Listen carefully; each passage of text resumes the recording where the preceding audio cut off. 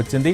ప్రభుత్వ వైఖరిని ఇందులో సీఎం రేవంత్ చాలా స్పష్టంగా సినీ ప్రముఖులకు తెలియజేయడం జరిగింది. టాలీవుడ్ సమస్యలు పరిష్కరిస్తామని ఒకవైపు హామీ ఇస్తూనే కొన్ని నిబంధనలు పాటించాల్సిందే, ఖచ్చితంగా పాటించాలని కూడా సీఎం రేవంత్ చెప్పారు. టాలీవుడ్ ప్రముఖులు చెప్పిన సమస్యలు, వారి సూచనలు సావధానంగా విన్నారు.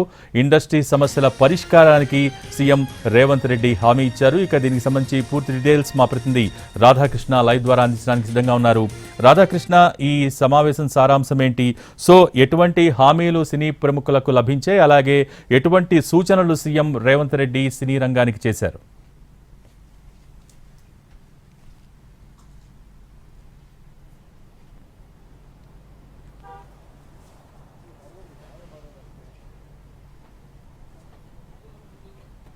రాధాకృష్ణ,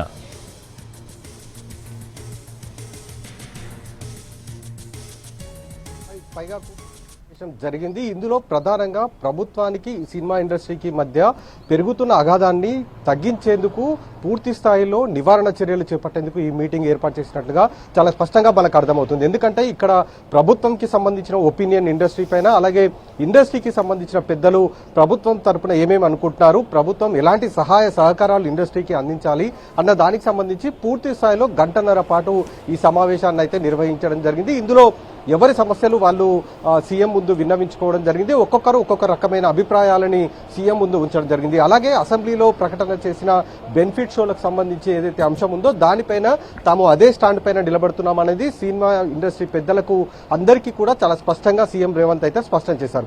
ఆ తర్వాత ఇండస్ట్రీకి సంబంధించి ఏ విధమైన సహకారాలు అందించాలన్న దానికి సంబంధించి ఒక్కొక్కరు తమ అభిప్రాయాలను చెప్పిన తర్వాత సీఎం కూడా వాళ్ళందరితో అయితే మాట్లాడడం జరిగింది. అందరూ కూడా సహకరించాలి, ప్రతి ఒక్కరు కూడా ఎక్కడైతే పోలీసులు ఒకవేళ ఈ సమస్యలకు సంబంధించిన వాటన్నిటికీ దృష్టిలోకి తీసుకొచ్చిన తర్వాత ఇప్పుడు ఒకటే వాళ్ళకి చెప్పింది ఏంటంటే, ఎక్కడ అయినా సరే ప్రజలకు ఇబ్బంది కలగకుండా నిర్వహించుకోవాలి. ఒకవేళ పోలీసులు అనుమతి కనుక నిరాకరిస్తే అక్కడ ఎక్కడ కూడా సభలను కానీ రోడ్ షోలను కానీ నిర్వహించకూడదు అనేది చాలా స్పష్టంగా వాళ్ళకి మాత్రం చెప్పడం జరిగింది. అలాగే ఈ బౌన్సర్ల వ్యవహారం పైన కూడా చాలా సీరియస్ గా వ్యవహరించాలి. ఎందుకంటే బౌన్సర్ల వ్యవహారం ద్వారానే సంధ్యా థియేటర్ దగ్గర జరిగిన ఘటనలో మహిళ ప్రాణం కోల్పోయింది.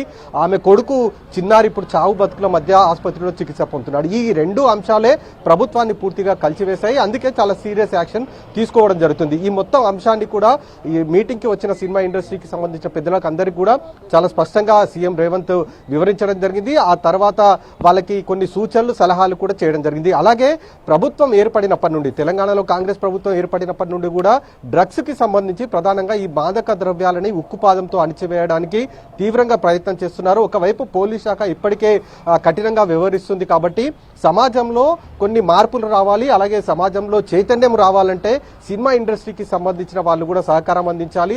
ప్రధానంగా ఈ డ్రగ్స్ నిర్మూలనకు ఎక్కడైతే సినిమాకి సంబంధించిన హీరోలు తమ భారీ బడ్జెట్ తోటి రిలీజ్ అవుతున్న సినిమాలు కావచ్చు, లేదా చిన్న స్థాయి సినిమాకి సంబంధించిన హీరోలు కావచ్చు, హీరోయిన్లు కావచ్చు, ఇతర నటీనటులు కావచ్చు, వీళ్ళందరూ కూడా చిన్న చిన్న వీడియో క్లిప్లని తీసి సోషల్ మీడియాలో ప్రచారం చేయడం కానీ, లేదా సినిమాకి ముందు అంటే సినిమా థియేటర్లో సినిమా ప్రారంభం కావడానికి ముందు ఒక సందేశాన్ని ఇచ్చే విధంగా కూడా వీళ్ళందరి నుంచి ఈ మాదక ద్రవ్య నిర్మూలనకు అవసరమైన వీడియోలని అందులో ప్రదర్శించాలనేది కూడా ఒకవైపు వాళ్ళకి చెప్పడం జరిగింది. గతంలోనే వీటికి సంబంధించి సీఎం రేవంత్ చాలా స్పష్టంగా సినిమా ఇండస్ట్రీ వాళ్ళకి అందరికీ కూడా సూచించారు. కానీ కొంతమంది మాత్రం ఎవరు పెద్దగా పట్టించుకోలేదు.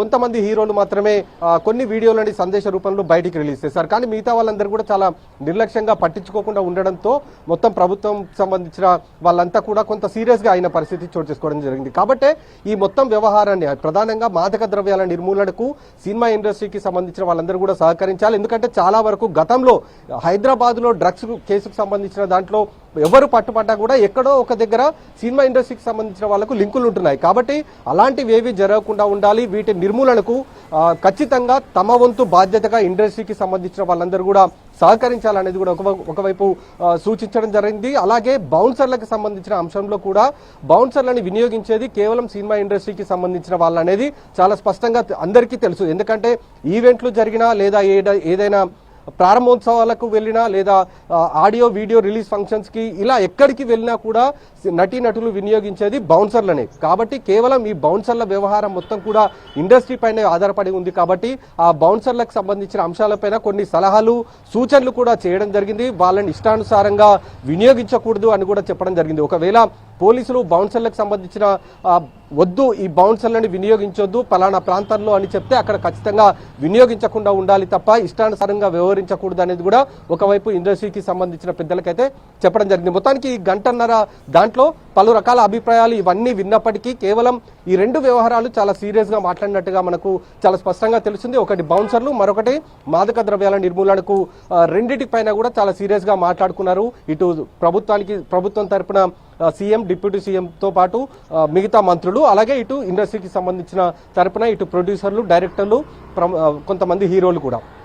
కాబట్టి ఈ మొత్తం వ్యవహారం పైన ప్రభుత్వానికి పూర్తిగా సహకరించాల్సి ఉంటుంది అనేది కూడా ఒకవైపు సీఎం చెప్తే, ఇండస్ట్రీ తరపున కూడా ఇండస్ట్రీని డెవలప్ చేయడానికి కొన్ని స్టూడియోలు కట్టుకోవడానికి కూడా ప్రభుత్వం సహకరించాలనేది కూడా ఒకవైపు వాళ్ళ నుంచి కూడా కొన్ని అభిప్రాయాలు, కొన్ని సలహాలు, వాళ్ళ కోరికలు వాళ్ళకు ప్రభుత్వానికి కూడా చెప్పడం జరిగింది. కాబట్టి గంటన్నర తర్వాత ప్రస్తుతం మాత్రం సీఎం రేవంత్తో పాటు డీజీపీ అలాగే కొంతమంది సీఎంఓకి సంబంధించిన అధికారులతో ప్రస్తుతం సమావేశం నిర్వహిస్తున్నారు. ఆ సమావేశంలో ఎఫ్డీసీ తరపున దిల్ రాజు కూడా ఉన్నారు. అంటే ఇప్పుడు ఈ గంటన్నర పాటు ఏదైతే సమావేశం జరిగిందో ఈ సమావేశంలో వచ్చిన అభిప్రాయాలను అన్నిటిని కూడా అక్కడ ఏం చేస్తే బాగుంటుంది, ఎలాంటి నిర్ణయం తీసుకోవాలన్న దానికి సంబంధించి ప్రస్తుతం చర్చిస్తున్నారు.